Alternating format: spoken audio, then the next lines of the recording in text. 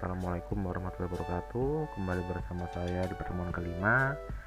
Pertemuan kelima ini kita akan membahas NLP, tapi yang kita bahas adalah sentimen analisis. Sebelumnya untuk pertemuan kelima dan keenam kita akan menggunakan Jupyter. Jupyter ini sebenarnya sama kayak Google Colab.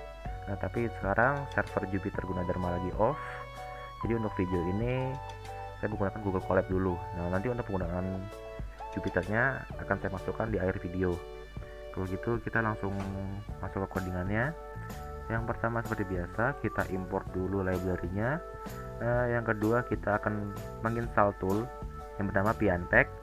Pianpack ini sebuah tool untuk mengekstrak zip. Kalau gitu berikutnya kita download dulu datasetnya dengan menggunakan perintah wget. Ini yang kita download ini namanya adalah sentiment label sentences.zip. Kalau udah di file berikutnya kita akan menggunakan Pianpack tadi untuk mengekstrak file yang tadi kita download.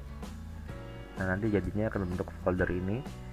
Nanti ada beberapa file dan yang akan kita gunakan adalah fullset.txt. Kalau gitu di file berikutnya kita akan mengecek konten dari file tadi. Ini saya ngambil ada 10 baris. Ini hasilnya. Berikutnya kita akan menghapus spasi dengan perintah ini. Lalu berikutnya kita akan memisahkan sentence atau kalimat-kalimat ini dengan labelnya. Ini labelnya nih kayak 0, 1, 1, 0 gitu. Terus kita cek sentence-nya ini dan labelnya ada ini. Berikutnya kita akan mengubah kan tadi labelnya itu 1 sama 0 ya. Di sini kita ubah jadi 1 dan min 1 gitu. Sekarang kita cek misalnya di label indeks ke 0 benar min 1, di indeks ke 1 dan di indeks ketiga min 1, berarti kita anggap aja ini udah benar.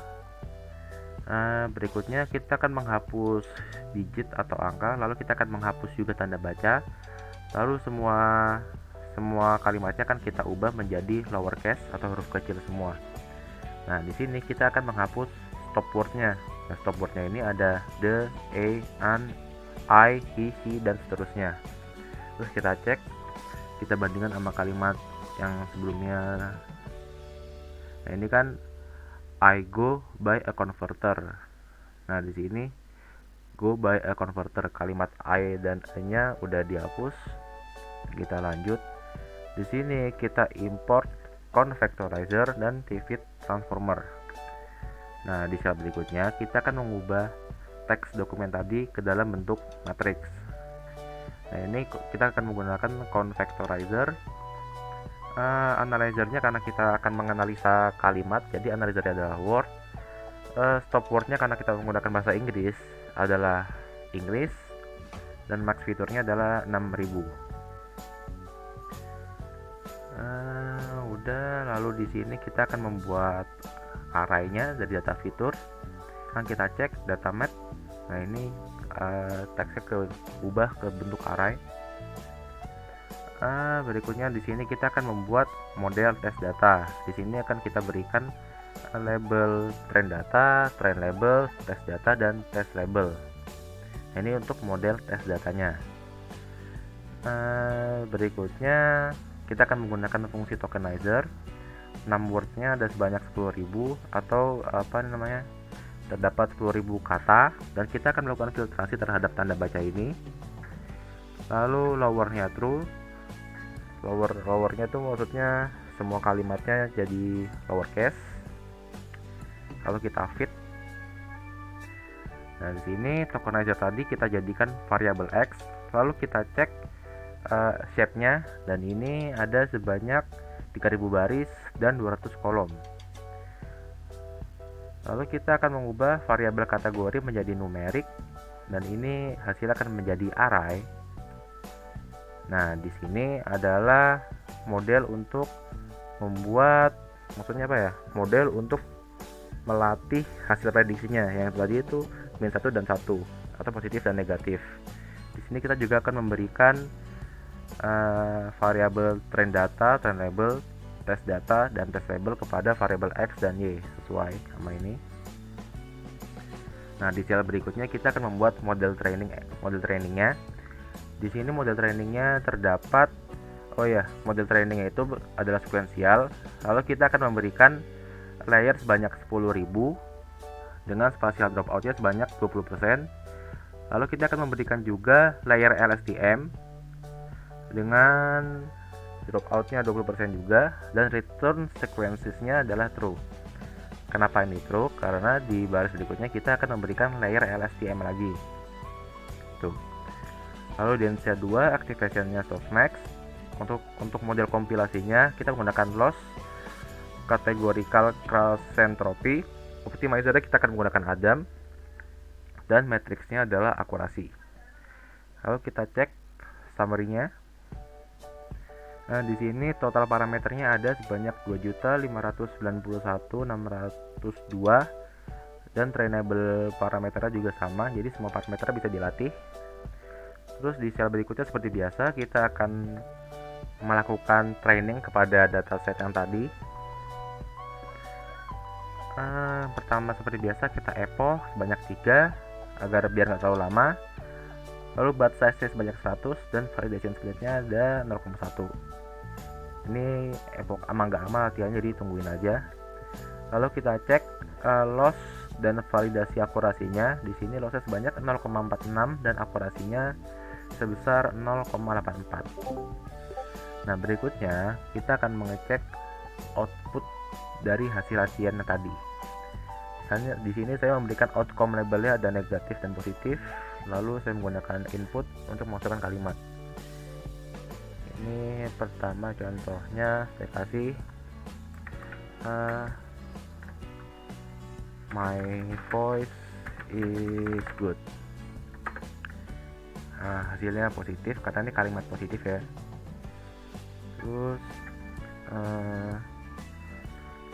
I don't like you, ini jadi kalimat negatif. Terus saya kasih contoh lagi, misal apa ya, just the way you are. Nah, ini kan terbaca sebagai kalimat negatif ya. Jadi ini kenapa negatif? Kembali lagi ke loss dan akurasinya.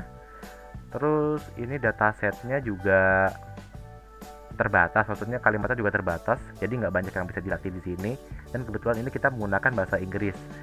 Yang saya coba kalau kita menggunakan bahasa Indonesia, hasilnya adalah positif. Yang saya coba ya, misalnya kamu jahat. Nah, jadi positif. Terus ada kata-kata lagi nih, misalnya kata-kata negatif kayak you are evil. Jadi positif. Nah, ini kembali lagi karena terbatasnya dataset dan juga ada loss dan akurasinya gitu. Oke, mungkin sampai di sini aja. Kalau gitu kita lanjut ke Jupyter. Oke, sekarang kita masuk ke Jupyternya. Ini linknya, nanti saya taruh di note. Nanti kalau pindahin passwordnya itu pwd. Terus ini kan ada beberapa folder ya. Ini folder kelas lain karena kita satu server. Terus nanti kita langsung pilih aja ke 3IA21. Nah, terus kita bikin folder dulu. Nah, folder ini nama kalian ya, folder. Terus ini rename, misalnya namanya saya ubah jadi Zalwiko. Kalau udah, sekarang kan buat notebooknya, new, terus notebook pilih yang Python 3. Nah, ini kan sama nih kayak collab kan, tinggal masukin aja codingannya. Contoh ini liran, terus patul juga.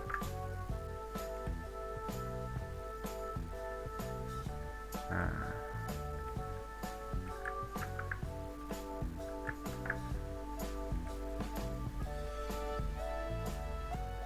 terus ini juga, nah ini download juga cepet banget nih. sambil kita cek.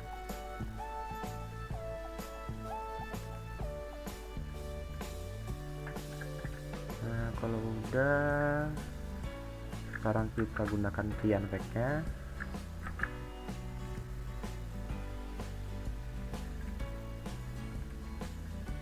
Terus kita buka Cyan pack-nya.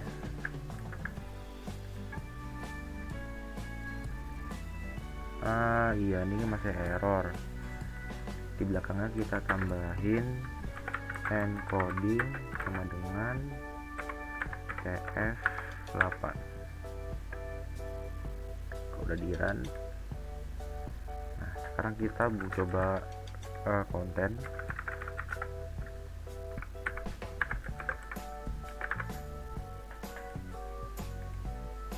Nah, ini udah ada nih. Berarti sama aja ya kayak yang di collab tadi. Cuman di sini yang saya tahu kernel lebih baik satu-satu. Terus nih nanti juga kadang suka ada dead kernel. Kalau ada dead kernel nanti kan tinggal restart atau enggak pilih ini reconnect. Nah, kalau misalnya udah selesai, kalian shutdown. Caranya kernel terus shutdown.